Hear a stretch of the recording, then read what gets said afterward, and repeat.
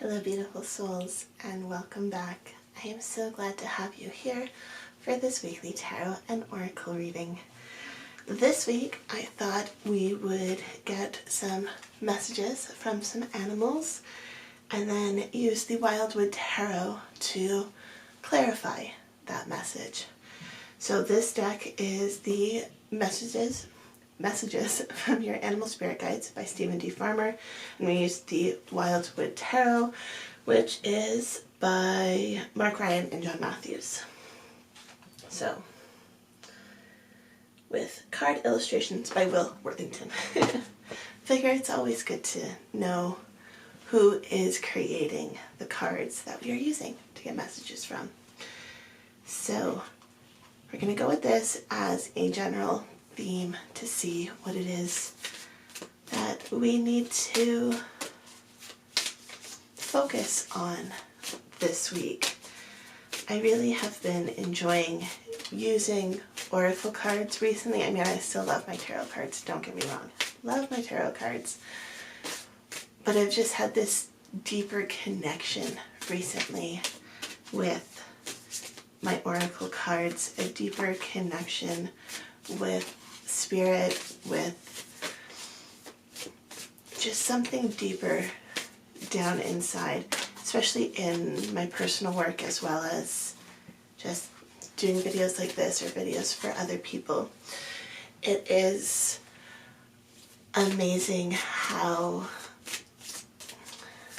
a mindset shift can really change so much, and that's really what I have been going through recently, is just changing the box that I feel I need to fit into when it comes to these messages. So we have two cards that came out. The first one is the Manatee, or the Dugong, which says, accept the situation as it is rather than fighting to change it, which is so perfect. Like, is that literally not what I was saying? Like, trying to stop fitting into a box that I have been putting myself into. And instead I need to accept where I want to be and what I want to do. I feel like that's a message for so many of us, right? We don't need to fight our natural instincts, our natural desires in order to fit in. We don't need to change who we are to fit in. We can exist as we are and still have our place. And then your second card is the Ladybug. And this says, this is a time of good fortune and abundance, so be willing to receive all good things in your life.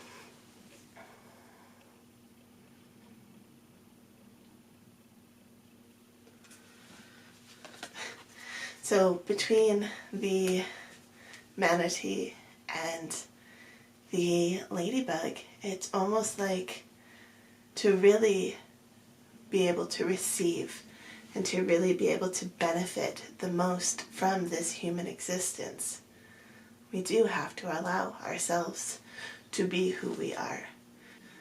We will never truly be able to accept all the good fortune that is available to us. I'm not just talking wealth or monetary fortune, but pleasure, happiness, love, health, wealth, all of it, all of the different aspects that can be interpreted as abundance. You will never know the true abundance that you could have if you are always fighting against yourself. You know, the cliche term of self-love and self-care, it's applicable. Like, as much as we want to fight against it, and as much as it is not the cure-all that some spiritual people will tell you it is. Like, sure, it helps, but it doesn't do everything, right? But if you don't love who you are, then how can you truly love every experience that's given you. And it's not that you have to love every experience, but if you... I've been in a dark cloud of depression. I've been there, and I know that it's hard, and I know that, you know, it's hard to see the light on the other side of the tunnel. You don't even know where the fucking tunnel is, right? And so when someone tells you like, oh, it's just about self-love and you need to love to receive love, I know you're going to call bullshit on that, right? But at the same time, I do see the value in perspective. If you are in a good mood, the amount of good that happens is exponentially greater than if you're in a bad mood, right? You have a bad day and then all of a sudden you hit traffic. You hit the train going, and you have to wait for 10 minutes and you've got ice cream in the back of your truck, but the grocery store was so busy, it took you forever to check out, and now you're stuck at this train and you just want to get home and eat that ice cream, but it's going to be melted by the time you get there, right? When you have a bad day, it just compiles. One bad thing leads to another bad thing, that leads to another bad thing, which leads to you sitting in your bed, eating a pint of ice cream, crying, right? We've all been there. And I have no solution as to how to get out of a funk on a bad day or a bad week or a bad year, right? We are existing, or we have survived the dumpster fire that was 2020. And now we are into 2021. And depending on where you live, lockdowns continue. Like the prospects for the future are unknown, and it can be hard. And I have no solutions as to how to make it better. But I do understand the value of being true to who you are. And part of that may be accepting that you're not having a good day, accepting that you may need medical help to treat depression, accepting that, you know, shit's not going right and that's okay. So often when we're having a bad day or when it's hard, we hate to admit that it is hard, right?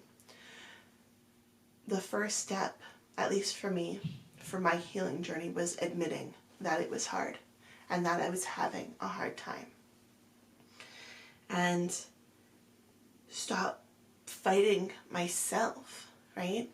When you are suffering from depression, a lot of the time you are fighting against yourself. And it can be really hard to move forward from that.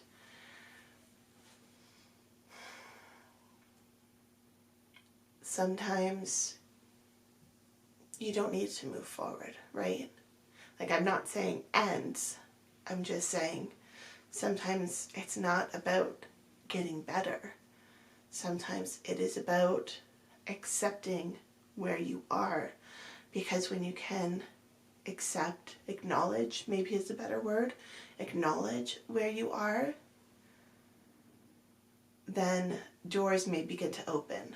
And you can allow doors to open to help you get to the other side, right? If you don't acknowledge that you're having a bad day, a bad week, whatever, a bad time, if you don't even acknowledge that, you don't admit to yourself that you're having a hard time, then it's hard to accept help. Whether it's help from yourself, help from friends, help from professionals. So, accepting where we are in the current moment and understanding that while this moment may not be perfect, whatever that means, it is the moment that we are in, and it is the only moment we are going to be in at that very moment, right? You can't change the present moment. You can take steps to change the future. You can think about how you could have possibly changed the past, but you can't change the present moment. It'll only continue to be the present moment and exactly as it is. But we can always think, how can we allow the abundance of this universe to come to us? How can we stop the resistance? And I feel like a big part of stopping the resistance is acknowledging where we are. So that was a lot of talking for those 2 cards. Let's pull some tarot cards and see what else we can get to elaborate on the story of the manatee and the ladybug.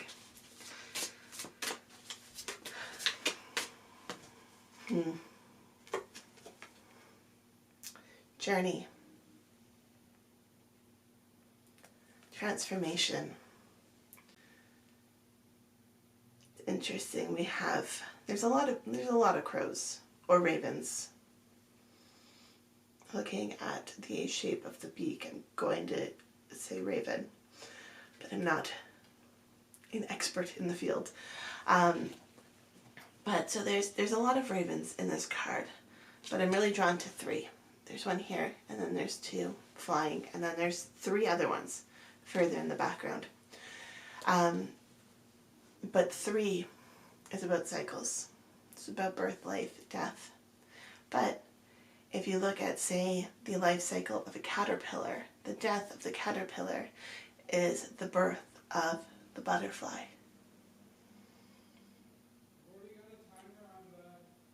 So how can we shed, I guess caterpillars don't shed their skin, how can we chrysalis, whatever the word is for going into a chrysalis, how can we partake in the metamorphosis that the caterpillar goes through to become a butterfly? And also, my kids, one year we bought caterpillars and they turned into pink lady butterflies. The journey to become a butterfly is not an easy one. The liquefaction of the caterpillar's body inside the chrysalis leaves some fun residue on them. Yeah, anyways, it's focus. I need to focus too, right? I'm getting sidetracked. But anyways, yeah, it's not an easy journey for the caterpillars. Caterpillars, when they're actually in the chrysalis, will shake because it mimics a leaf, and it also makes it look bigger for the predators. So like even when they're in their chrysalis doing this huge transformation, they're still having to defend themselves. So anyways, the journey card is about transformation, knowing that you can transform yourself, and you can transform yourself into the person you want to be. The definition of who you are is only set by you. Other people may have their perceptions about who you are, but only you really know who you are. The bottom of the deck, which is sometimes seen as something we've been ignoring or something that is unseen, is actually the 10 of Vessels, which is happiness. I feel like this card, along with the ladybug, is showing you that there is so much available to you, so many opportunities just around the corner. But again, we have to allow this transformation within ourselves so that we can see the opportunities available to us, so that we can allow this transformation to take place. Because as much as we can prevent things, we can also allow them, right? If you have a delivery, you can make the decision to not open the door, to not receive that package. You can make the decision to return it to sender, right? But you can also make the decision to open that door and welcome the package with open arms. So we have the Queen of Arrows, which is the swan. I guess I should show you, right? Queen of Arrows, the Swan. I don't think I showed you this card either, the Happiness card. Maybe I did. Maybe I didn't. I'm giggling about this card because in this situation, the story of the ugly duckling who, you know, it's, as the title suggests, is such an ugly duck. Well, of course it's an ugly duck because it's actually a swan, right? So it goes back to you and this manatee card. Accept the situation as it is rather than fighting to change it. It's like you are trying to fit in as a duck, but you're a swan. Stop trying to change the situation. Stop trying to change who you are. Just be the swan. Be the beautiful, magnificent swan that you are. And then your last card is the Green Woman.